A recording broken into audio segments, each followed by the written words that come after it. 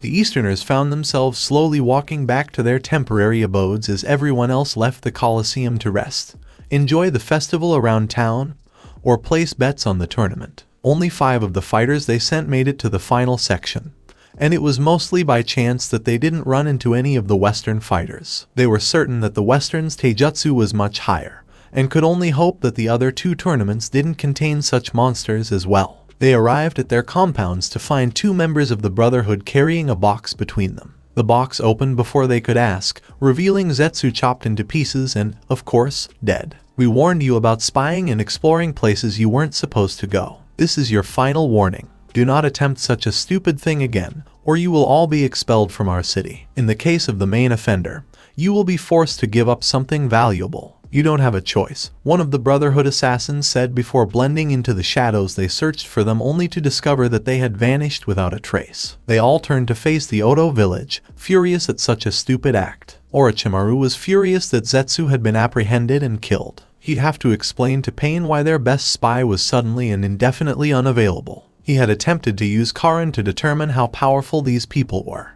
but her ability was rendered ineffective due to the city's abundance of chakra, which made it impossible for her to differentiate each person's level. Each village retired for the night, contemplating their next move. Inside the Imperial Palace, Naruto was enjoying his favorite meal, ramen. He had made sure Tuchai and Iam had a prime spot, away from all the Eastern visitors, to sell their food ever since they had moved to the west. He also had a Harishin kunai hanging at their shop in case they needed it right away. He ordered 5 ramens for himself before returning to the palace, where Neji, Maru, and Itachi awaited him. Kisama was drinking away while their female companions, minus Itachi, were discussing female topics. How did it feel to see your relatives again, guys? Naruto inquired. They all shook their heads. Their home was the Imperial City, and their family was each other. My younger brother has fallen further than I anticipated. Allowing him to live was a mistake. This would not have happened if Danzo hadn't intervened and stolen Shisui's eye, Itachi murmured. It was strange seeing my uncle without saying anything,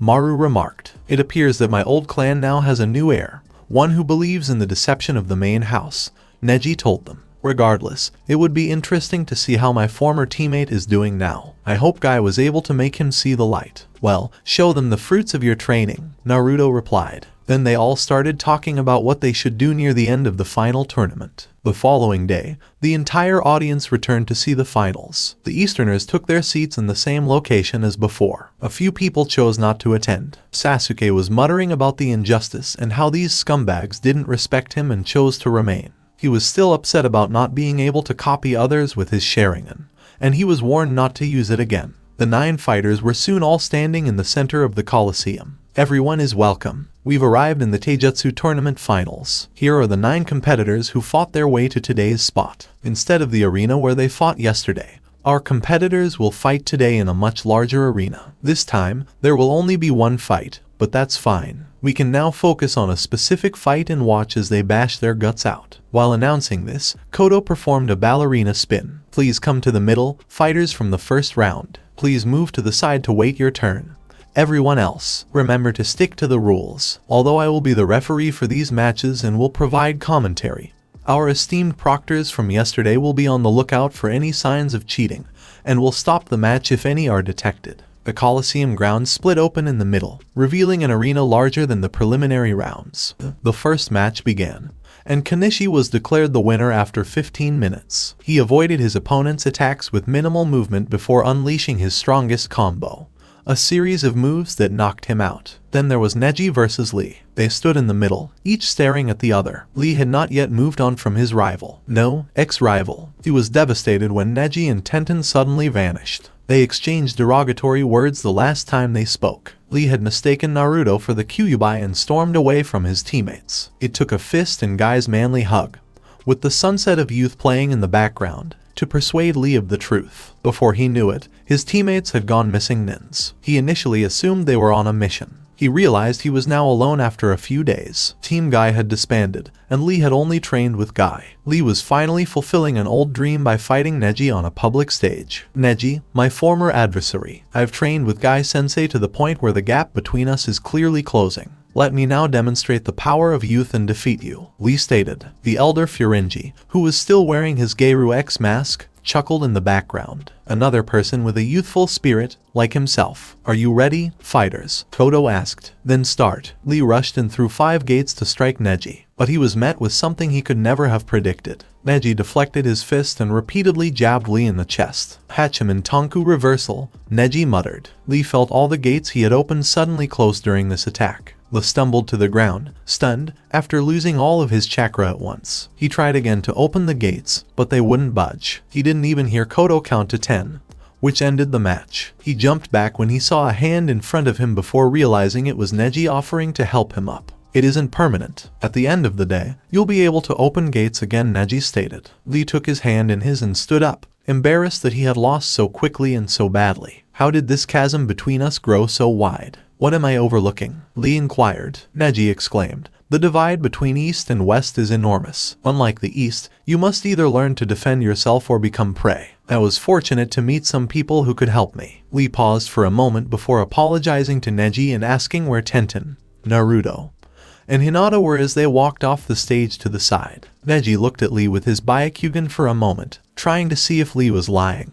before remembering Lee wasn't the type to lie because it was unyouthful. "Tenten is now my wife. The others are unharmed," Neji replied before leaving Lee alone to join Kanishi. Lee stood there for a few moments before breaking down and declaring that his old teammates' flames of youth were now in season and something about the lotus blooming, with Guy joining him as soon as he heard the news. Their hugs soon revealed the sunset of youth. They didn't expect anyone to show up. "Ho, what a youthful display," exclaimed the elder. "Garyu X, 20, is also a teen in the spring of youth. Allow me to join you in your youthful embrace." He grabbed them both and hugged them, startling Guy and Lee before welcoming him in. "Oh no, the elders found some friends who agree with him," Kanishi sighed. Miu kissed him on the cheek to cheer him up. The other matches were mostly steam rolls, with Ryu and Guy coming out on top. Given that no one was seriously injured or exhausted, the match with Guy and Luffy began after ensuring Guy's approval. As Guy and Luffy faced off, Guy sensed that Luffy would be a difficult opponent. Soon after, Kodo began the match, but no one moved. "I'd appreciate it if you went full power, Luffy-kun. I will not back down from winning this with the flames of youth." Kamen Hachiman Tonku Deroku. Guy declared the 6th gate. His skin turned blood red in an instant, and a green aura surrounded him. The eastern villagers were now counting on Guy to get them to the semifinals and prove they weren't all that bad. Back in the east, anyone who could open gates was always someone to be wary of. The west appeared to be interested in this. The Ryzen Paku members weren't thrilled with this skill because it could rip muscles if not used carefully, but they decided that the competitor might need it to keep things interesting. They could easily assist him in recovering as long as the damage did not exceed a certain threshold. Guy dashed around the arena, attempting to confuse Luffy before attacking. Luffy, on the other hand, seemed to know where his fist was coming from and dodged it every time. Luffy attempted to punch him several times, but Guy managed to avoid it, albeit narrowly. "Interesting, so your technique has improved your speed and power. In this state, I could beat you, but it wouldn't be fun and would take too long." Luffy said this as he avoided Guy's flying dynamic entry. Guy arrived, intrigued by what Luffy was saying. Luffy took a horse stance before bending down on his knees. His legs appeared to pump briefly before returning to normal. Luffy's chest expanded slightly. His skin turned pink, and steam appeared to be seeping out of his body. The Westerners knew right away that Guy's fight was over, while the Easterners were still perplexed. What was he doing acting like a steam train? Did he also open gates? Because his skin was pink. But something seemed off. "Gear 2nd, Luffy declared. "Take care, my techniques have all progressed by at least 1 level." Naruto leaned forward in the Emperor's box. He had fought Luffy with his own power when he used Gear 2nd a few times, and the score was one in Luffy's favor. When he used Kurama's power on him, Luffy would fight him with Gear 4th. He was ahead by 1 point in their duels, but it was becoming increasingly difficult to fight Luffy, who seemed to be improving even faster than himself. During the fight, Luffy would use Heishoku Haki to halt his movements, even if only for a microsecond. Not to mention that Kurama admitted that his punches were extremely painful. Back in the arena, Guy was cautiously approaching Luffy. He had no idea what Luffy was up to, but he didn't want to take any chances. He'd already seen that the majority of the Western fighters could easily handle them, and it was only by using the gates that Guy was able to avoid total humiliation. "Gamu Gamu no," said Luffy, cocking his fist and extending his left hand, as if ready to snipe. Guy moved forward in the hopes of reading the punch and ducking under it to counterattack. The jet pistol. Guy barely saw the punch before slamming back. He was able to react quickly enough to put his hand in front of his face, blocking some of the attack. He shook his head slightly before turning to face Luffy, only to see smoke. Rifle jet. A voice came from the side and punched Guy in the face. Guy ended up on the sidewalk, face up. When he saw Luffy coming down with a punch, he did a backflip to avoid being punched in the gut. Guy felt a shiver of fear run down his spine as the punch shattered the ground. He knew he couldn't afford to not use his move as he regained his breath and balance.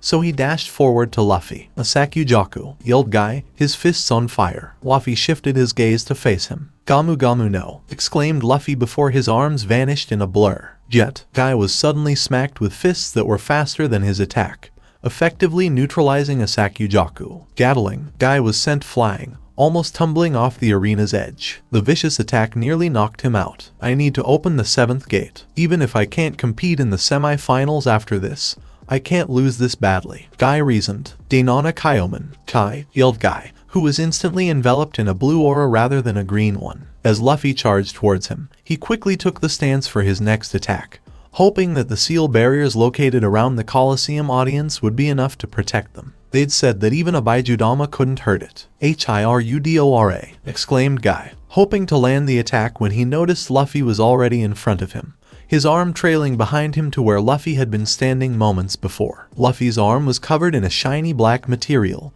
which perplexed Guy. "Black?" he wondered. "Gamu Gamu no Red Hawk," exclaimed Luffy as the arm returned to its original position and caught fire. Luffy's attack was the first to land, throwing Guy's attack off course and missing Luffy by an inch. The attack hit the barriers, where it was absorbed and the crowd was protected. Fire erupted behind Guy, exactly where the punch had landed. Guy collapsed to the ground unconscious and with at least second-degree burns after a few seconds. "And we've got a winner. This fight has been won by Luffy Senchu," Kodo declared. Luffy came to a halt, smiling into the crowd with V signs. A stretcher arrived quickly to transport Guy to the hospital for treatment. Guy awoke just as they were about to carry him away. "I guess I lost," Guy sighed. Luffy appeared next to him out of nowhere. "You're intriguing. That was a great fight." Luffy laughed. Guy looked at him for a few moments before striking his best nice guy pose and passing out. All of the eastern visitors were taken aback. Everyone, including the other villages, admitted that Guy was probably the best taijutsu user of them all, and he had just been taken out. What about the other tournaments? All they could do was hope for the best. Kenichi faced off against Neji as the tournament progressed. It was a double knockout. Kenichi did his best to avoid Neji's attack, but Neji was quick enough to land a few hits and shut down some organs. Before falling down, Kenichi shunted forward, hands up at mid-waist length, before attacking with Ryusui Mabiyoshi. A devastating attack with no pattern at all. Both were knocked out due to broken ribs on one side and internal injuries on the other. They were quickly taken to the hospital to be treated. When Kotsuji casually mentioned that they would be increasing Kenichi's training, he shivered. In the final round, Luffy faced off against Ryu. Ryu tried everything he could, but even with his mastery of the Satsui no Hado, Luffy was able to fight him evenly with Gear Second. Ryu made the mistake of attempting to use his Raging Demon grapple on Luffy, and when he did, Luffy countered within a second by wrapping his limbs around him to avoid being attacked by it. He was helpless against Luffy's attack because he couldn't move. "Gomu yelled Luffy, throwing back his head and stretching his neck. His brow was suddenly covered in a shiny black material once more. Kain, Ryu, who was still struggling, decided he had only one option. He jerked his head back and slammed it into Luffy's forehead at precisely the right moment. The impact was heard as a resounding thud. Luffy let go of him as both fighters staggered. Ryu quickly recovered and shot his leg forward, striking Luffy in the stomach. Luffy flew back and delivered a right hook to Ryu's face. Ryu ducked it and thrust his fist into Luffy's stomach, attempting to remove the Shin Shoryuken. The first hit, however, was suddenly nullified when Luffy inflated himself, transforming himself into a balloon. Ryu was forced back as the fist bounced off his stomach, leaving him open. Taking advantage of these precious seconds, Luffy twisted his body in a spiral and jumped, his back to the crowd. He exhaled heavily and spun forward toward Ryu. His hands were once again covered in haki and on fire. "Gamu Gamu no Hawkstorm," yelled Luffy, throwing punches so fast that many in the crowd struggled to keep up. Ryu tried everything he could to block and dodge the attack, but in the end, he took too many hits and was barely conscious. Luffy dashed up to Ryu, both hands trailing behind him. Jet Bazooka, Gamu Gamu no. Luffy smacked his hand directly into Ryu's stomach, launching him out of the arena and into the wall. By ring out, Kodo declared Luffy the winner. Luffy assisted Ryu in getting up to see Aerith while Nami cheered her husband and drooled over the prize money. Looks like I still have a lot of training ahead of me, Ryu said when he awoke. Hehe, it was still fun. Luffy laughed as he stretched over to Nami to grab both his precious hat and Nami. Nami screamed as she was abruptly pulled over, smacked Luffy on the head, and kissed him. Ryu simply laughed at their interaction before reclining on the stretcher. He intended to find his best friend Ken and do some more training before going out to dinner with Chun-Li. Monkey D. Luffy is the winner of our Taijutsu tournament. Thank you for coming, and I hope you enjoy tomorrow's tournament. It's the weapons competition. If you still need more information, the rule book is located just outside the Coliseum. Everyone have a wonderful day, Kodo declared. As the audience filed out of the Coliseum, the Easterners remained firmly seated. They were terrified after witnessing the Westerners fight each other. Although the Akatsuki members refused to admit it, they all felt that pain would undoubtedly lose to some of them. When a balloon popped, they were all startled out of their reverie. They turned to see Yakiru and Kenpachi exiting. Yakiru was giggling while holding the remains of her balloon. Kenpachi simply scoffed before ordering them to leave the area for cleaning and return to their temporary quarters. Their apprehensions about the West grew as they trudged back. Each village chief devised a unique strategy for approaching the emperor. Tsunade dashed to the hospital with Kurama's permission and direction. She arrived and immediately requested Guy. I must heal him. I am well versed in the gates and have previously treated him, she insisted. The nurse simply laughed. Don't be concerned. He'll be just fine. Dr. Kotsuji is currently tending to his injuries. His reputation is well known. However, I'd rather be there to treat my own shinobi, exclaimed Tsunade. The nurse was about to respond when Kurama cut her off. It's understandable that the village leader would want to keep her own shinobi safe. I'll take her to the patient. The nurse nodded and handed Tsunade a visitor's pass. She quickly walked into the operating room with Kurama. I wouldn't be concerned about Guy. Dr. Kotsuji is known and feared for being a doctor as frightening as diseases and treatments, Kurama stated. That's not good, exclaimed Tsunade. My point is that Kotsuji has been known to take on cases that most people thought were hopeless. He does, however, have another moniker, the medic demon, because most doctors who work with him end up crying in fear. Only Makensei and Tony Chopper have managed to work with him, Kurama responded. Tsunade entered the room to see Kotsuji wheeling Guy out. Tsunade quickly performed her medical jutsu to scan for injuries and was surprised to find that there was nothing wrong. He simply requires rest. He is not allowed to do anything that will put strain on his muscles, sternly ordered Kotsuji. Tsunade could only nod as she pushed Guy away. The majority of the Easterners were taken aback by the fact that they appeared to have the techniques to treat him faster than Tsunade. The legendary medic could. Inside the Imperial Palace, Naruto and his entourage were dining with Koyuki's entourage. They were discussing trade agreements while eating when Koyuki decided a change of pace was in order. How did it feel to see Konoha again? Koyuki inquired. I see the team and bitch haven't changed at all. Naruto chuckled. That is not correct. They deteriorated, Kakashi laughed. Sasuke continues to believe that everything should be at his feet. Unfortunately, that was true for some Uchihas, though they kept their attitude to more tolerable levels. Itachi snorted as he ate his food before responding. Kakashi, that is an understatement. Try almost all of my clan's shinobi and some of the civilians. Naruto took a look around to see what everyone else was up to. Tenten was conversing with Yuffie about various weapon tactics, while Hanabi was conversing with Hinata. Maru was chatting with Jiraiya about Sarutobi, the Sandaime Hokage. Kasama was sparring with Kenpachi on the training field once more. So long as Akatsuki doesn't find out where Kasama and Itachi are, everything should be fine. He was looking forward to the tournament tomorrow. So, when will the heir arrive? Koyuki was teased. Naruto flushed profusely before stuttering. Don't make those kinds of jokes. Hinata hasn't even. He came to a halt when he felt someone tug on his sleeve. When he turned around, he saw Hinata blushing. I was about to tell you something. I went to the doctor about a week ago and found out I'm pregnant, Hinata stated. Naruto was so taken aback that he had to take a seat to process the news. On the other hand, Neji was laughing. It was fated to be. Given how many times you two keep at it, Neji chuckled. Tenten suddenly began to pull his cheeks. Tenten is in pain, Editate. What are you thinking? It might help if you know I'm also pregnant, exclaimed Tenten. Stunned, Neji decided to follow Naruto's lead and sit down. The council fell silent for a moment before everyone began to fight for the right to be the godparent. Koyuki simply chuckled before announcing that she had already reserved the position of godmother and that Naruto and Hinata had agreed. While the men fought for the godfather,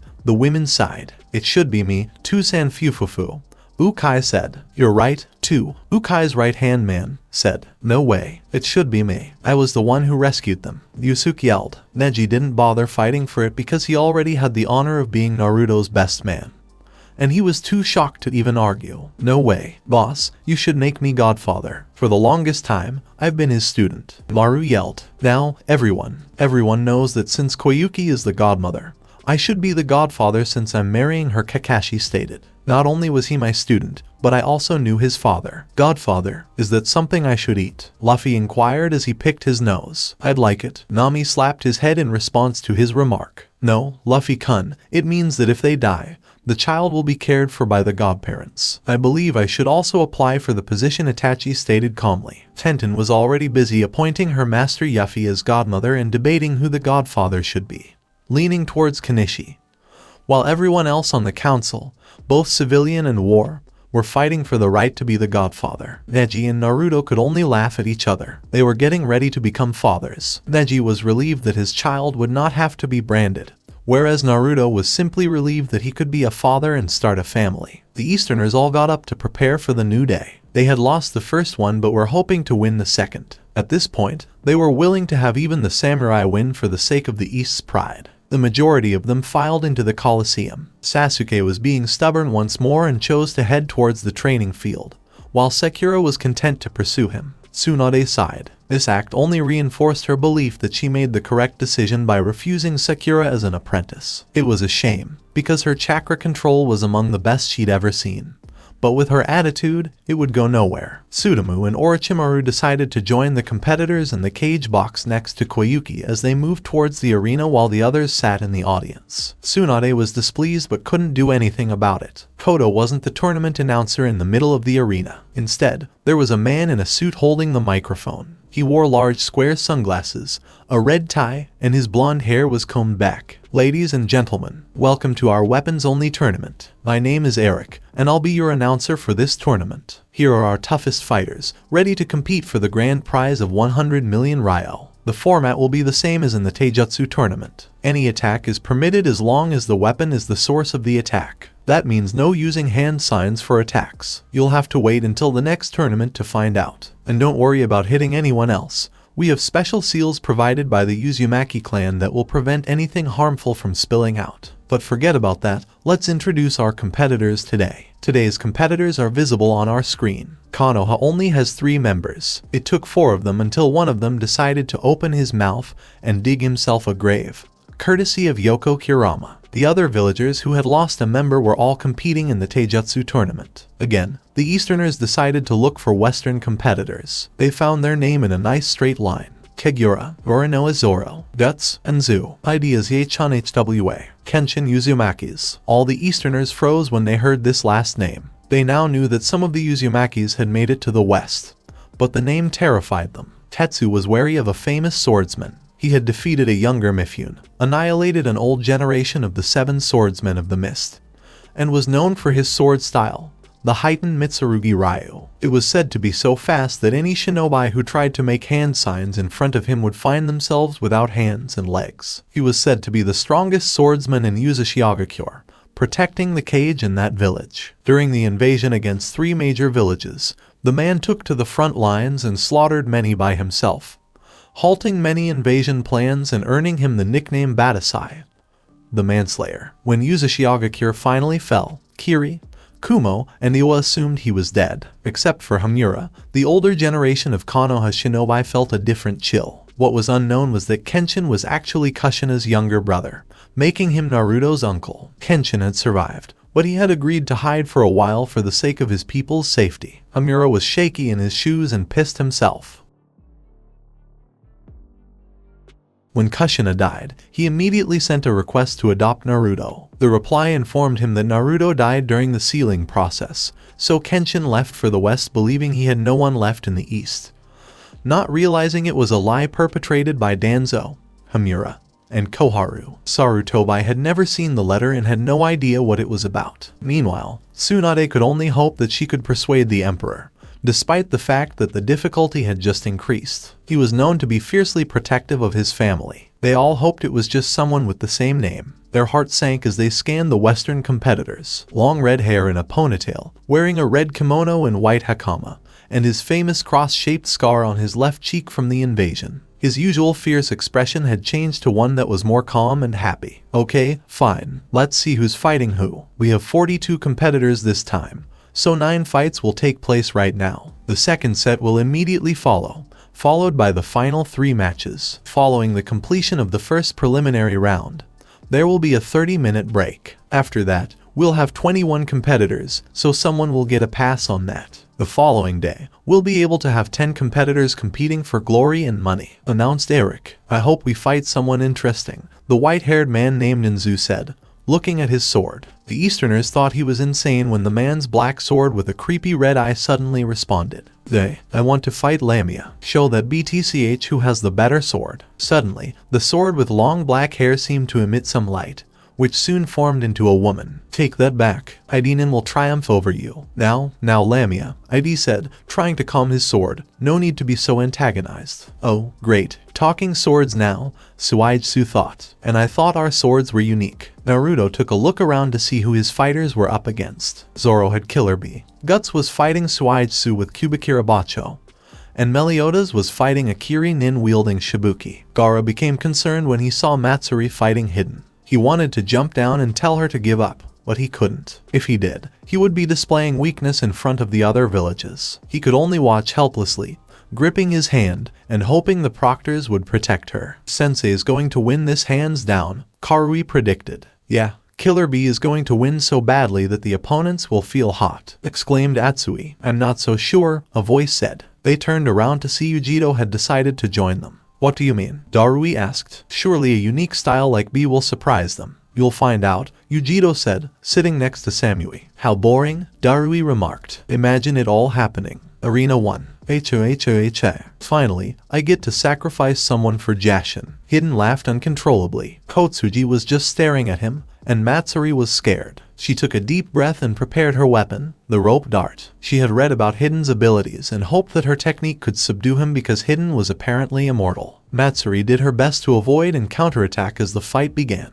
Hidden became enraged and swung his weapon down. Matsuri jumped back, but the impact of the weapons pelted her with rocks. She had to close her eyes and made a mistake. Hidden took advantage of it by quickly slashing up, causing a small cut on her cheek. Hidden performed his ritual quickly, licking the blood. Haha, you lose, exclaimed Hidden as he stabbed his leg. Matsuri screamed in agony as a hole appeared in her leg. She gave up when she realized she couldn't win. Kotsuji nodded and declared Hidden the winner before telling him to stop. You can't stop me from sacrificing someone to Jashin. Die, little girl, Hidden yelled as he was about to plunge his weapon into his heart. No, yelled Gaara, as Orochimaru grinned. He was surprised to see Koyuki unconcerned. A few seconds later, the reason became abundantly clear. Hidden abruptly dropped his weapon. Matsuri screamed in pain as her hands were also dislocated when he looked at his. My apologies, madam. I had to intervene to prevent this idiot from murdering you, said Kotsuji. Hidden was furious. How dare this person prevent him from sacrificing the girl to Jashin? He was up next. I already have an idea of how your ability works. That's why I've already taken steps to put a stop to it, said Kotsuji. Hidden quickly looked down to see that there were rocks missing from his circle that he had drawn on, rendering the ritual ineffective. Hidden tried to hit him when he felt his world spin. He was thrown and forced into an extremely awkward position. Forced into an agonizing destruction hell, yelled Kotsuji. Hidden tried to move but discovered that he couldn't even move his pinky. The only thing he could do was scream obscenities, which were quickly silenced by a seal. Hidden is disqualified. In this match, no one will advance, Kotsuji stated calmly. Gaara let out a breath he hadn't realized he'd been holding. He'd have to personally thank Kotsuji for saving Matsuri. Hidden's defeat had Orochimaru palming his face. Pain had even told Hidden to control his temper and religious zeal, but Hidden hadn't bothered to listen. Damn it, Hidden. I'll kill you for costing us money, muttered Kakuza. Arena 4. Suijitsu was perspiring profusely. He hoped that by using Kubikira Bacho, he could frighten his opponents. But his opponent, who was dressed in black armor, had a sword that was at least as large as his, if not larger. Suijitsu had to put extra chakra into his muscles to wield his but his opponent swung his weapon with ease. Suigetsu was quickly disarmed by an upward slash and almost killed by a subsequent downward slash had Guts not stopped 1 centimeter before hitting his skin, demonstrating his mastery of his blade. "Give up," said Guts. Suigetsu numbly nodded, and Guts lifted his blade and placed it on his back. Suigetsu ran in front of him as he walked away and bowed to him on his knees, his forehead resting on the floor. "Teach me how to use a sword," begged Suigetsu. Guts was perplexed for a moment and decided to continue walking away, despite Suigetsu's pursuit. May could only sigh. Guts appeared to be a good man as well, but seeing one of her shinobi chasing after someone was depressing. Arena 7. "Die shrimp," yelled the Kirinin wielding Shibuki. Deidara was yelling about art being an explosion, cheering on the shinobi with Shibuki, hoping to see explosions. Meliodas sighed, "I don't have time for this. I need to check on Hawk to make sure he's not pigging out again." He swung his sword upwards, stopping the opposing sword. "Ha, you fell for it," exclaimed the Kirinin. Explosions went off, but not in the way he had hoped. Instead of going towards Meliodas, the explosions came back at him, knocking him out. "Full counter, buddy," Meliodas lamented as he walked away. Arena 8. "Haha, 8 is my lucky number. Prepare to be hacked and sacked by me. Killer B Bakearo Kanoyaro." Wrapped B as B continued to embarrass himself. The Cloud Nins all had clouds over their heads. Zoro simply drew his 3 swords and placed one in his mouth. "Santoryu, meet my Nanatoryu Bakearo Kanoyaro. Take a look, because I'm about to give you a taste of my hook," B exclaimed as he chucked his swords up and caught them all in his signature pose. Zoro raised an eyebrow, intrigued. B suddenly jumped and flipped forward to attack. Burakage was watching the fight with interest, as it was his younger brother who was fighting. He was astounded to see Zoro deflecting B's ferocious attack without breaking a sweat. Even with all of the acrobatic moves that would normally confuse someone, Zoro accepted it without blinking an eye. Then Zoro attacked. "Not bad, Santoryu." Kokujo, Tatsumaki. Zoro spun in a circle before a cyclone formed. B was sent flying away from the attack. He made it into the arena, but 2 of his swords were broken, and a cyclone of blades was still coming his way. Cursing, B quickly jumped above it to enter it, spinning in the opposite direction with a lot of chakra from his tailed beast. The tornado had been neutralized, but he was still breathing heavily. "What's the matter? Is that all?" Zoro asked, smiling. "Hehe, not even close to doze," rapped B as he threw 2 blades and charged forward, thinking Zoro wouldn't have any range attacks. Zoro simply grinned, sending shivers down his spine and abandoning that plan. "Idoryu 360-pound who?" A beam of energy shot out of Zoro's sword, shattering the 2 blades thrown by B and continuing forward until the seals absorbed the attack. "What?" Darui wondered. "That was a powerful sword attack. They can perform flying attacks without using chakra." Mifune was taken with the attack. It didn't appear to be a flying sword slash, but rather a cannonball. "It's time I put an end to this fight," Zoro declared. This may be overkill, but Zoro moved his arms before they left solid after images. He now had 3 arms on each side, 3 heads, and 9 blades. "Kiki Kudoryu, Asura." "Really, Zoro?" asked Wang Fei Hung, the arena's proctor. "Oh my goodness, what exactly is that?" Karui yelled. "Are those real? That is extremely hot." Atsui yelled. "Crap, he has more swords than I do." Thought B. "I told you guys, Zoro is one of the strongest swordsmen in the West," Yujito said. "He can easily take on S-rank nins. Even with Matabi's abilities, I couldn't beat him." "I hope you're ready," Zoro said as he charged forward. B attempted to flee, but it was too late. Megurin. B met the attack head-on and collapsed, knocked out. Before B was taken to the hospital for treatment, Zoro was declared the winner. "Not bad. Maybe we can spar again someday if you improve your sword technique," Zoro remarked as he sheathed his swords. He was supposed to walk to the West's waiting viewing room, but he went the wrong way. "Zoro, wrong way." "That's the case," Wang Fei Hung yelled, causing Zoro to blush. "I knew it," exclaimed Zoro as he walked in the direction Wang Fei Hung had indicated. "The only problem is that Zoro has a terrible sense of direction. He gets lost far too easily. Never let him take the lead," Yujito explained. Since the first round of preliminaries was completed, the board quickly randomized the second set. Naruto noticed Kenshin fighting Asuma, Enzu fighting a samurai, ID fighting Atsui, and Kagura fighting some Iwanin who was leering at her. That match was going to end quickly. Orochimaru tried to release some of his snakes while everyone was distracted. These snakes would bite someone and leave a cursed seal. With luck, he'll be able to control them and steal some valuable information. And if he's successful, he'll bite Koyuki and one of the cages. However, as soon as the snakes slithered away, Weapons appeared from nowhere above them and pierced their heads. The cages and Koyuki were taken aback by this sudden movement until they noticed the snakes pinned beneath. They were furious at Orochimaru for attempting such a heinous act. A tan man with white hair stepped out, wearing a red button-up cloak, black pants, and a black shirt. Orochimaru, I'm afraid I'll have to ask you to leave this area. You can't expect us to tolerate such behavior, especially when we're close to other leaders. Comply or die, though I'm hoping for the latter, said the man. Orochimaru found himself staring at a dozen weapons pointed at him. He saw no other option and agreed. The swords vanished as soon as he walked away. Thank you very much, Archer, Koyuki said. The other cages were perplexed by the name. He didn't look like an archer with that many swords. The match began before they could question it, so they put the question aside. Arena 2. Before we begin, this one must ask you a question, Kenshin said. Why did Konoha treat Naruto so poorly? And why did the village lie to me about his death when this one sent a letter requesting to adopt him when I learned about the Kyuubi attack and Kushina's death? Tsunade spun around to face her advisor, who was staring down at his feet. Tsunade had never received any letters from Kenshin about Naruto, and she was certain that the Sandaime Hokage Sarutobi had not either. The majority of Konoha's civilians thought Naruto was the fox. Even some of our village shinobis agreed. Naruto was filled with misplaced fear and anger. If it helps, my father and clan never thought of Naruto in that way. I don't know anything about a letter, and I don't think my father received one either, Asuma replied as he prepared himself and hoped he would live. He hadn't expected to be fighting someone so powerful with such a legitimate grudge. He didn't want to leave his wife a widow so soon. I see, Kenshin replied. This one appears to be blaming the wrong part. Perhaps some roots needed to be investigated. Kenshin's eyes suddenly turned fierce, sending chills down the Easterner's spines. This was a face they all recognized, the face he used to fight with.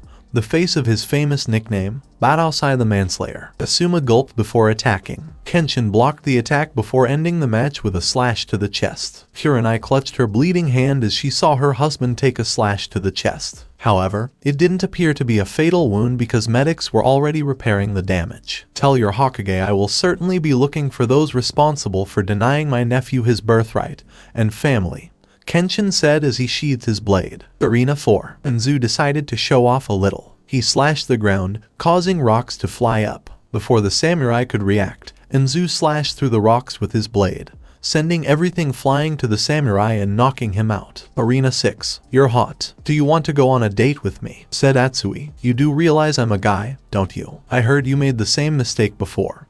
With his eyes twitching and a vein on his forehead threatening to burst, Heidi said. What? Man, that's not cool, said Atsui. The match began and ended quickly. Heidi would deny taking his rage out on Atsui. Arena 9. Kagura won the match by using her fans to block and attack physically. She wore a dancer's kimono, which perplexed her opponent. She had pointed ears, red eyes, and a beauty that didn't seem human. Mifune was the only noticeable fighter in the last 3 matches, fighting against someone from Oto and easily defeating him. A 30-minute break was issued to help heal anyone fighting in the next round. Suigetsu was still attempting to get lessons from Guts at the time. Alright, folks, I hope you enjoyed that, exclaimed Eric, because we're about to enter the second round of the preliminary round. Nobody will receive a pass because one of the matches was declared null and void. Instead, we'll play 10 matches to determine who will compete in the tournament. And here are our matchups. Kenshin vs Samui, Darui vs Kagura, Zoro vs Yugao, Guts vs Kiri-nin with Kabutoari, Enzu vs Kiri-nin with Nuabari, Meliodas vs Suna-nin with Staff, Heidi vs Oto-nin, Chijiro vs Samurai, Mifune vs Iwa-nin, Temari vs Aomoi. Okay, everyone, please return to your respective areas so we can begin. Stay back, Temari and Aomoi, announced Eric. Arena 1. Kenshin ended the match quickly,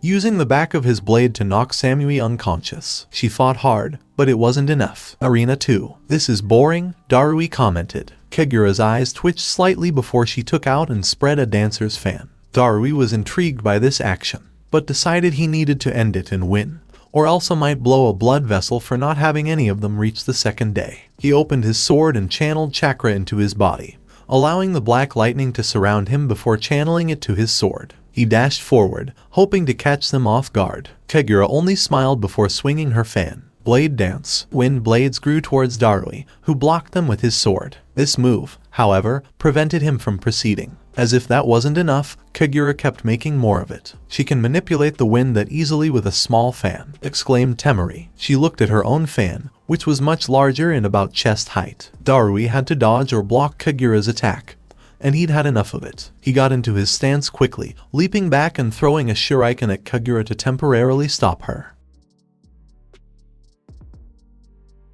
Typically, this move was performed with hand signs and used his hands as a guiding attack. However, because this was a weapons tournament, he had practiced with his sword, albeit not as accurately. Not bad. Try this for one. Kagura changed her attack and swung her fan quickly. A strong gust of wind was heading towards Darui. Darui was blown off the ring, but his attack still flew towards Kagura. There was an explosion, and the arena was covered in dust. Darui shook his head, checking to see if his attack had been successful. Temari was astounded by what she witnessed. As the dust settled, a wind barrier encircled Kagura, blocking all of his attacks. Papa, Kagura has won. Apachai, the match's proctor, announced. Arena 3, Dance of the Crescent Moon. Yugao tried every trick she knew, but Zoro easily deflected all of her attacks. She soon overextended and discovered two blades crossed right under her head, almost cutting into her neck. Zoro was quickly declared the winner. Arena 4. Haha, my sword was designed to demolish any defense. I'll break your sword, said the Kiri-nin wielding the Kabutoari. Unfortunately, he grossly underestimated Guts' Dragonslayer sword's reach. The last thing he saw was the flat side of Guts' sword slamming into his face. Arena 5. Why can't I hit him? How can he see my attacks when they're nearly invisible? Yelled another Kiri-nin. Nzu was having fun dodging and deflecting the Nuabari blade until his sword spoke. Stop fooling around and just finish this, or I'll reveal your secret to Iremi. You wouldn't dare, stupid blade, yelled Nzu as he avoided another needle. I will if you don't stop this person from shooting needles into me, said the blade. Nzu growled but complied. He swung his blade in an arc, slashing the air. The swing was too fast for the civilians and some of the shinobis to see. The Kiri-nin was perplexed until she noticed a gust of wind coming straight at her. She jumped back up to attack, but a blade was pointed right between her eyes. I think I win, little miss, Nzu said. The Kiri-nin could only growl and accept defeat. Arena 6. Meliodas chose to parry the Suna attack, Nin's which perplexed some of the Easterners as to why he didn't simply use his full counter move. While fighting, he wore a shirt advertising his drinks and made sure everyone saw it before finishing the fight. Arena 7. Die, bitch. I told you not to call me a BTCH. An indescribable veil of carnage descended between ID and the Odo Nin. Iwork D's rendered the Odo Nin unrecognizable. Chajaru triumphs in Arena 8. Nifyun triumphs in Arena 9. Temari and Amoy's battle was soon underway. Temari was irritated as Amoy expressed all of his concerns. She finished it quickly with a wind jutsu and a smack to the head.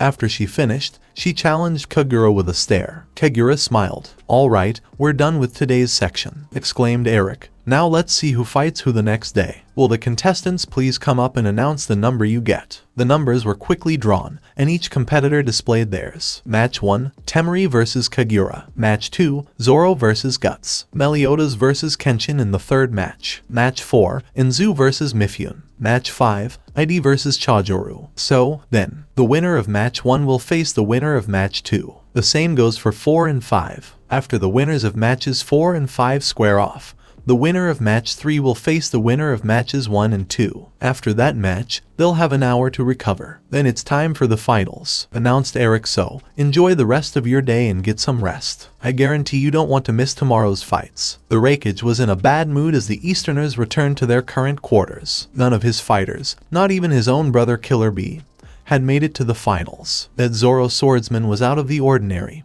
with 4 extra arms and 2 extra heads. It gave him the appearance of a demon god. He shivered as he considered it. It made him resemble Asura from some of the temples he'd seen, fighting a god in human form. What kind of people were there? The other village leaders were not pleased that they were unable to knock out even one of the Western fighters before the second round. Gaara turned to Yujiro, who was accompanying them back as they returned. I'd like to personally thank the Proctor Kotsuji and the Emperor for protecting my shinobi, Gaara said. Isn't that girl special to you? Yujiro was teased. Gaara was lucky to be wearing his sand armor. Otherwise, Yujiro would have seen a full-fledged blush on Gaara's face. Gaara continued as if her statement had never happened. I'm also curious if Gaara looked around to see if anyone, especially Konoha, was listening in Naruto. My burdened brother has arrived. When I learned of his exile, I dispatched shinobi to find him and offer him refuge in Suna, but they never found him. They only knew Naruto had crossed the wall to the west. Yujito examined Gaara's posture and face and concluded that Gaara wasn't lying. She approached him and hugged him. To anyone looking, it appeared to be a regular hug. Yujito, on the other hand, whispered into Gaara's ears while dropping a piece of paper into his pocket. Follow the directions. Meet at midnight, when everyone has gone to bed. Gaara was perplexed when Yujito left after the hug. He complied, however, and did not inform anyone. He was desperate to see Naruto again. By midnight, everyone had fallen asleep. They had no idea that the Brotherhood had sprayed sleeping gas made by forcing everyone to sleep peacefully. Gaara was unaffected because he had followed the instructions and stood in the location specified in the paper. Soon, members of the Brotherhood emerged from the shadows and led Gaara to a section forbidden to Easterners. He noticed something that made him raise an eyebrow. They came to a halt in front of a ramen shop with the neon sign Ikaraku Ramen. When Tuchai and Ayam saw Gaara, they were getting ready to close. We're sorry, but we're about to. Kazekage-sama, oh, Tuchai stated. Were you looking for something? Although we are closing for the evening, we can still prepare something for you. In any case, our usual midnight customer is about to arrive. Midnight client. It can't be, exclaimed Gaara. A flash of yellow appeared, followed by an old face Gaara hadn't seen in a long time. Naruto had definitely grown taller than him,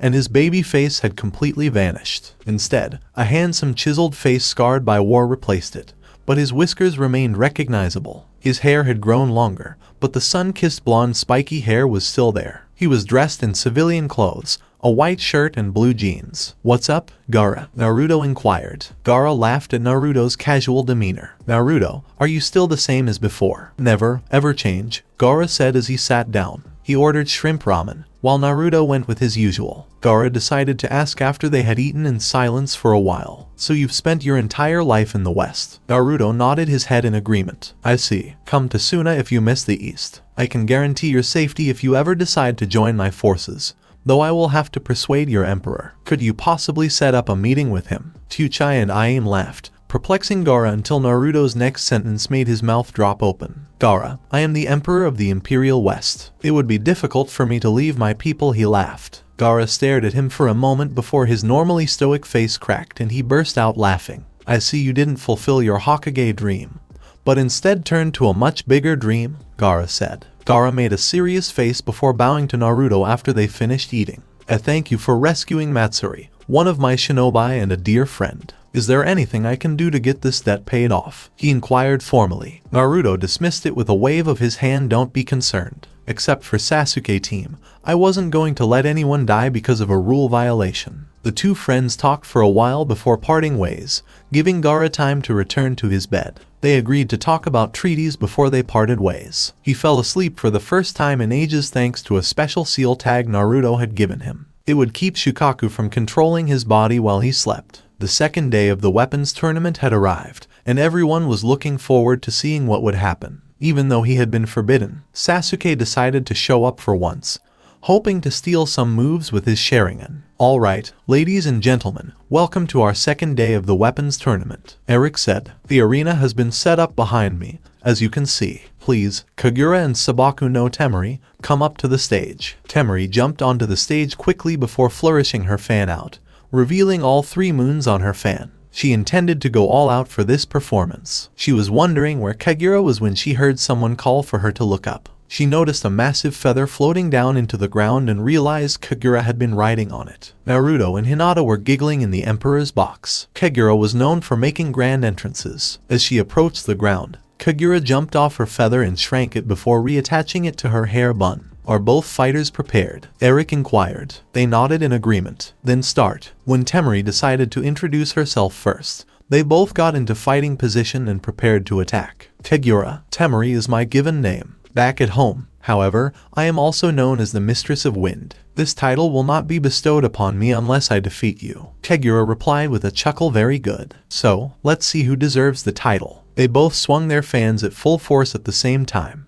Their winds collided in the center of the arena and battled for supremacy. Wind Sword Jutsu. Temari swung once more, hoping to get through. Kagura countered the attack with Dance of Blades, negating it. She used her Sickle Weasel technique, hoping to trap Kagura in a tornado. When she became desperate, Kagura blew it away with a wave of her fan. Temari immediately followed with Scythe Weasel Jutsu, her most powerful technique. Not too shabby. Then try this. The Dragon's Dance. Tornadoes erupted from Kagura's fan and collided with Temari's technique. Dust was blown all over the place, covering both fighters. Temari was already in the air as the dust settled, swinging her fan down towards Kagura with a roar.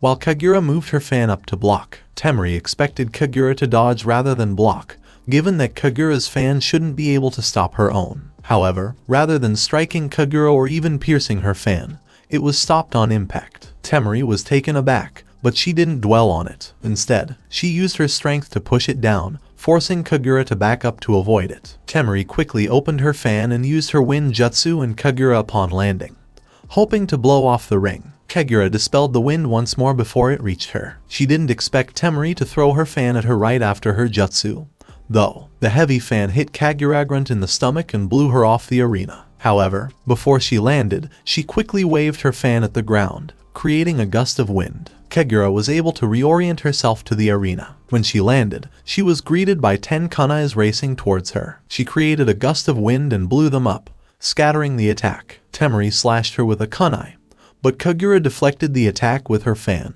They broke apart after gritting their teeth in a deadlock. Temari quickly opened a scroll and pulled out a backup battle fan. Kagura smirked as they looked each other in the eyes. "It's time I put an end to this," she said aloud. Temari kept her cool by performing another wind jutsu with her fan. However, the attack died out before it even reached the halfway point. "What?" Temari exclaimed. She was confident that she had enough chakra. She tried once more but received the same result. "Aerokinesis is one of my abilities," Kagura explained. "Many people can produce and use wind. I, on the other hand, am not limited to that. I have control over the wind. If you want to use wind-based attacks against me, they'll have to be much stronger than what you're doing now in order to be beyond my control. I must warn you that only a few people, such as the Emperor, have the ability to launch wind attacks that are beyond my control." Temari clenched her teeth as she tried again and again, only to fail. She knew how Tenten felt during their first Chunin exam, when all of her favorite attacks were rendered ineffective. Because wind-based attacks were ineffective,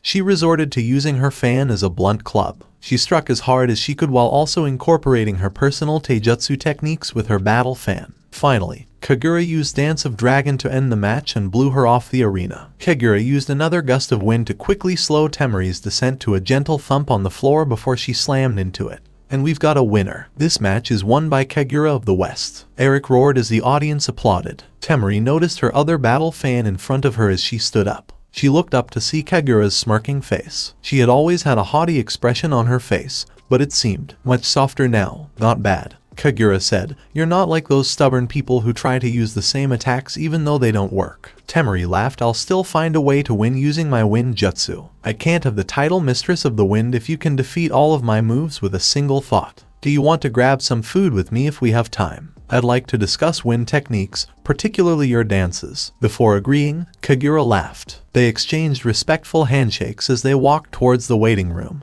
where a healer awaited them. "Now it's time for a battle of the titans. Guts versus Zoro. Two fighters with similar destructive techniques. I'm exiting the arena for this fight," Eric declared. The two swordsmen drew their weapons quickly before glaring at each other. In the background, Suigetsu was cheering for his idol. Both fighters had only one eye, which the Easterners noticed. They both dashed forward and swung their weapons with all their might as soon as the announcer started the fight. There was a resounding sound from the weapons colliding, followed by a shockwave that blew the audience back. The only way to describe this fight after that was war. Both swordsmen refused to give up, despite receiving serious injuries that should have stopped them. The two fought with all their souls, slash after slash, stab after stab. This fight held the attention of the entire audience. Mifune and his samurais were impressed and hoped to reach an agreement with the West to share sword techniques. Guts quickly put on his armor and donned the dog helmet to push himself even further. Normally, he would have gone unconscious and a berserk spirit would have taken his place.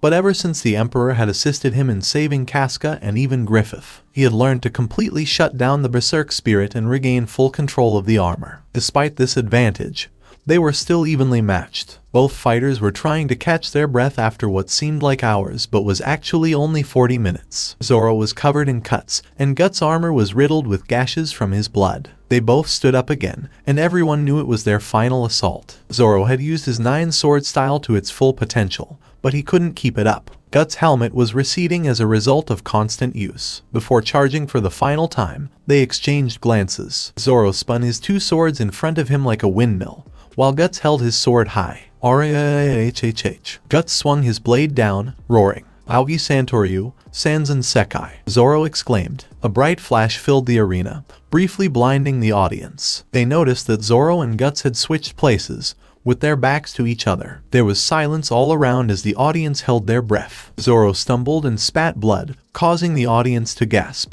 When blood spurted out of Guts' chest, it appeared that he had won. Guts slid backwards, bleeding. "Roronoa Zoro is the winner. Can we get some doctors here? They're bleeding profusely," Eric stated. Healers rushed onto the stage and carried both of them away to be healed. "Nice fight," Zoro said to Guts. "I'll win next time," Guts replied, chuckling. The audience was cheering for such a fight, while the Easterners were debating whether or not to compete in the tournaments. They were repeatedly shown to be in way over their heads here. They'd heard about the West before, and how they'd been warned about it. Many people did not believe in such old legends or thought they were superior. Even with the Sharingan, Sasuke couldn't seem to imitate the West style. He couldn't see Zoro's slashes, and even if he could imitate Guts, he lacked the muscle for it. He needed to find something from the West that would allow him to murder his brother. Konoha had nothing to offer other than some civilian women connected to the civilian council throwing themselves at him. They were, however, too weak for him, and he desired strong women to carry his strong genes. He turned to face Orochimaru. Perhaps a Sannin could assist him in moving forward. Konoha was no longer interested in him. The next match was a quick one. Meliodas and Kenshin were speed and technique equals. Meliodas announced his intention to give up after a few minutes of slashing because he didn't feel like it anymore. He stated that he felt his time was better spent selling his drinks and making sure Hawk wasn't pigging out again.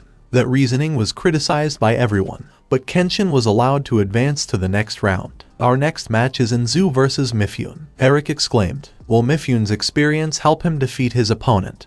Or will Enzu's youth carry him through? Let's find out right now." Enzu and Mifune both drew their swords. Mifune was intrigued by Enzu's techniques because he did not appear to be as muscular as Zoro or Guts. It also helped that his swords seemed to be communicating with him as if they were partners, even if they insulted each other. "May our blades guide each other," Mifune said, respectfully bowing to Enzu. "And may our swords never waver," Enzu replied, bowing before rising and scratching his chin. "I hope that was sufficiently respectful. I'm not particularly gifted with words." "Passable," Mifune replied as he took his stance, his sword in his sheath, indicating he was an Aido master. "Take care, Enzu. This old man is no laughing matter." His black sword issued a warning. Mifune was soon slashing faster than most people could see. Even Itachi struggled to see the slash with their Sharingan. Enzu, on the other hand, was guided by instinct and avoided it. "Damn, that's fast," Enzu said as he deflected another strike from Mifune before slashing the air again.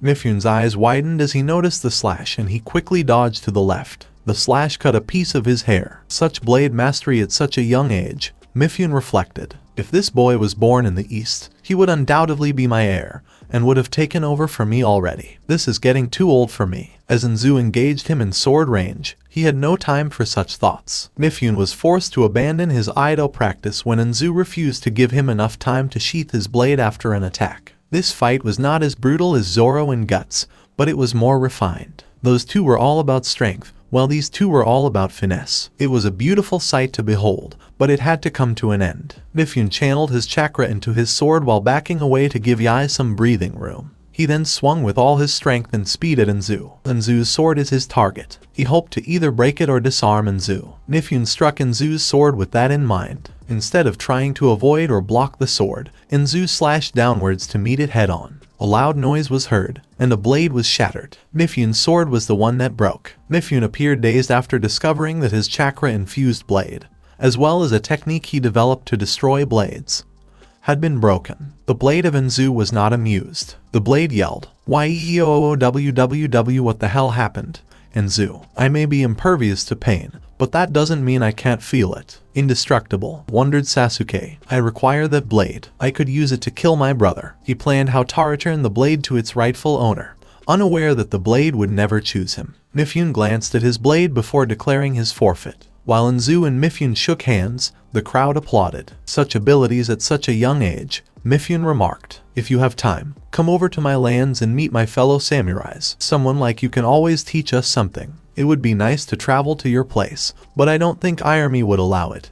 Nzu chuckled before scratching his cheek. ID versus Chijiro is our 5th match. Begin when you are ready, Eric declared. Hello, Chijiro. You must not lose or you will embarrass our Mizukage. Suigetsu was mocked. Chijiro blushed at this, but his face seemed to gain a lot of focus after that. He dashed forward towards ID with his weapon Hurrinkari in hammer form as soon as he heard the fight begin. He swung it down against his opponent as hard as he could. On impact, a massive dust cloud formed, covering the fighters. I was only teasing him. I didn't expect him to go all out like that. Oh well, it just goes to show that Kiri isn't as weak as the West, Suigetsu stated. The dust settled, and the Easterners were surprised to see ID block the hammer with his sword without much effort. Not bad, ID said as he swung his sword, causing Chijiro to back off. Chijiro grunted before attempting various sword techniques he had learned. They were all easily parried by ID, though some appeared to be impossible to even consider parrying. Chijiro was panting profusely,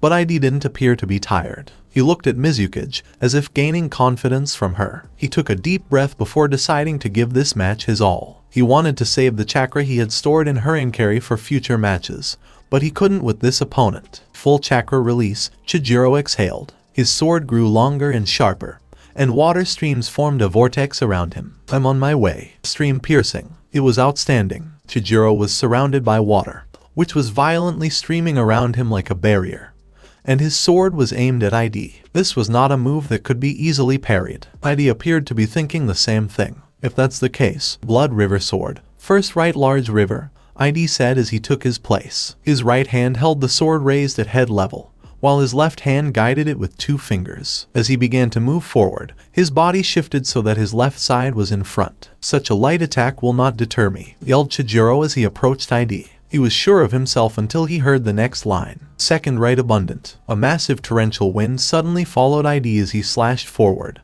dispelling Chijiro's attack. He was about to respond when he heard another chilling line. The third right the colliding wave. Chijiro was sent spinning away from ID before he realized what was going on. ID had followed up with an upper slash, using all of his momentum to cleanly knock Chijiro away. Chijiro landed face down on the floor, his weapon beside him. He was unconscious, so ID was declared the winner. When she saw Chijiro defeated, the Mizukage clenched her fist, but she was also proud of her shinobi. Chijiro had always struggled with confidence, but using this move without chopping someone to gain confidence was surprising given how well he executed it. In the next match, Kagura faced Zoro. It wasn't as bloodthirsty as before, but Zoro won by disarming Kagura and pointing his blades at her. Kagura sighed, but admitted defeat. Even if she could have used her other move, Dance of the Dead, Zoro would have easily cut through all of them. Following that, it was Nzu versus ID. In reality, it was their swords that were at odds. Since they could both talk, they had always insulted each other and tried to outdo each other. They finally stopped talking when Hisako asked if they wanted to be silenced permanently. Both blades came into contact with each other. Nzu decided to use lightning chakra in his attacks after learning about it from one of his mentors, Edermask. ID used a variety of techniques to counter, including the Phoenix Slash. Sasuke's envy grew as he couldn't seem to replicate Nzu's Wind Slash attack, which used no chakra, or Isordi's techniques. Nzu was nearly out of breath after 30 minutes of swordplay, while ID was fine, albeit heavily sweating. Nzu, hurry up. We cannot afford to lose to them. I can't stand hearing Lamia brag. Nzu's sword spoke. It's simple for you to say. ID is not the one fighting you, Nzu responded. He's countered every one of my techniques and still has some as backup. Not really, ID thought. Some of these moves I don't want to use because they strain my heart, and others techniques don't use my sword, so those are out. His growth has been monstrous since he began training with Edermask and other swordsmen.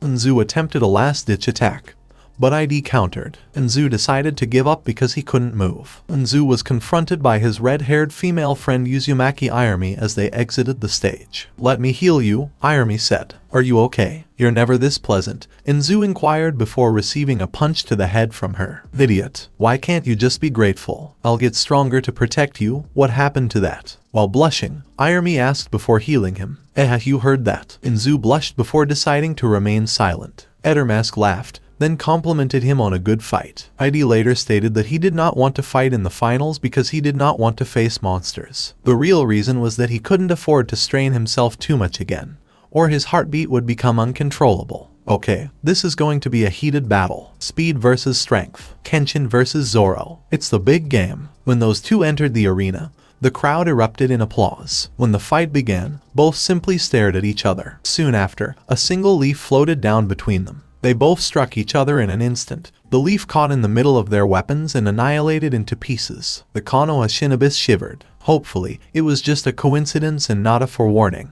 If they thought Zoro and Guts' fight was impressive, this one left them speechless. Kenshin fought at breakneck speed, but Zoro was able to block some of his attacks and counter with destructive strength. He's improved a lot, muttered Tsunade, recalling Kenshin's swordsmanship as a child. Iwa shivered at the prospect of another Uzumaki seeking vengeance. Mitsuruguryu Haiten, Kyuzuryusen, 8 slashes and a hilt stab came at once towards Zoro, who blocked them with his Asura blade dance. What? I had no idea which slash came first, yelled Sasuke with my Sharingan. I should be able to tell. The majority of the Easterners were also taken aback. Mifune considered himself fortunate to have lost. He wanted to challenge Kenshin again, but given how much Kenshin had improved, he knew it would be futile because he would lose badly. They fought at close quarters, never retreating unless their techniques demanded it. Cannon weighing 1080 pounds, a wind blast much stronger than Zoro's used against B flew towards Kenshin. Instead of attempting to avoid, Kenshin raised his blade to the sky before slamming it to the ground. Doryusen, heightened Mitsuriguryu. Ground fragments flew directly into the wind blast, blocking Zoro's attack. Let's finish this, Zoro-san, Kenshin said as he took an Alido position. Zoro roared as he sheathed his swords. Come on then. He pulled the one with the white scabbard from his belt and held it perpendicular to the ground,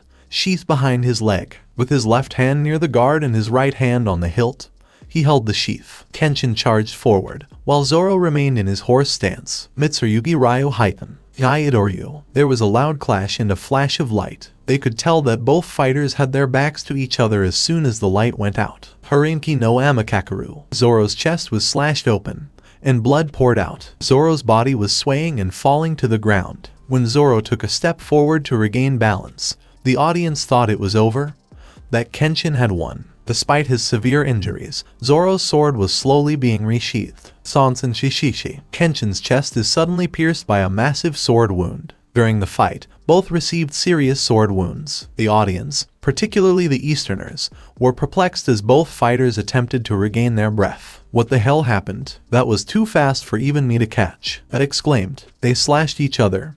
But how? Dara wondered. A shinobi appeared from the shadows, startling the cages.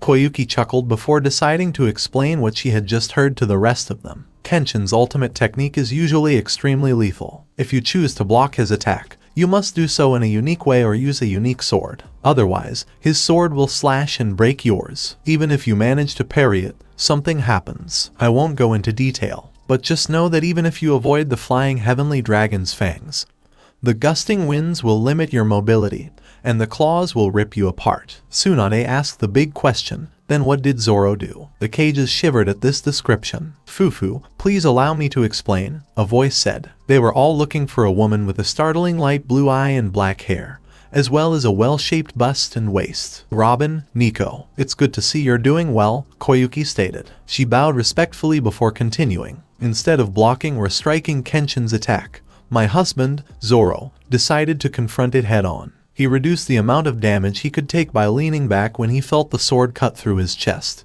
preventing it from completely severing him. Instead, he slashed at Kenshin. That's suicidal, exclaimed Mei. Indeed, that would be my husband. However, he has such incredible endurance that he decided to take a chance and slash back, Robin responded. Back in the arena, both swordsmen were struggling to get back up after collapsing. In the end, Eric declared that the first person to stand up and declare himself the winner would win, despite the fact that neither fighter could even attack. In the end, it was Zoro who was able to stand up and make that statement, making him the victor. The Easterners were beginning to doubt their chances as the crowd dispersed. Some people believed they still had a chance, but they were few and far between. While they returned to their respective homes, Orochimaru and Tsutomu were already plotting how to conquer the West. They reasoned that the people who had exposed them were trained professionals, and that the majority of their soldiers were actually weak. They hoped to defeat those who were truly powerful through overwhelming numbers, suicide attacks, or assassinations. May was the last of the cages to depart. Before she could leave, a member of the Brotherhood stopped her and handed her a piece of paper. Our Emperor would like to invite you and one other person to dinner. Please follow the instructions on this paper if you accept. Tell no one about this encounter.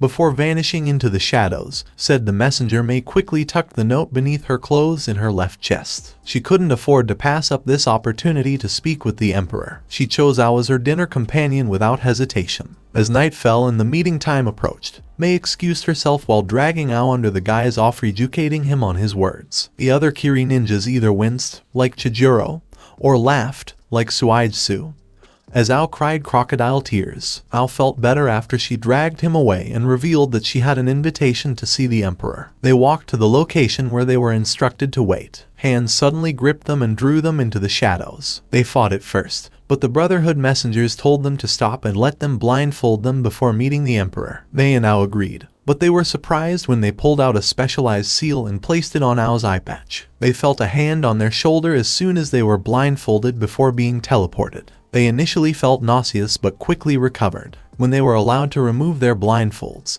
they were astounded to discover that the Emperor was actually Uzumaki Naruto. He was dressed as an emperor but did not wear his mask. Utakata was right next to him, blowing on his bubble pipes once more. They now bowed respectfully in front of the Emperor. Please stand up, Naruto said. Utakata has put in a good word for you, so my council and I have decided to give Kiri the opportunity to speak. May was thanking whatever deity it was that she had never mistreated Utakata. She remembered how many shinobi in the past despised Utakata because he was a Jinchuriki and saw him as a demon. While they were discussing trades and potential treaties, Naruto had a clone have a private conversation with Itachi. Are you sure about this? Naruto inquired. Yes, Naruto, Itachi replied. I have earned a place in that. For my own safety, I will not back down now. I intend to inform everyone about who they're dealing with, as well as to reveal the long-hidden secrets.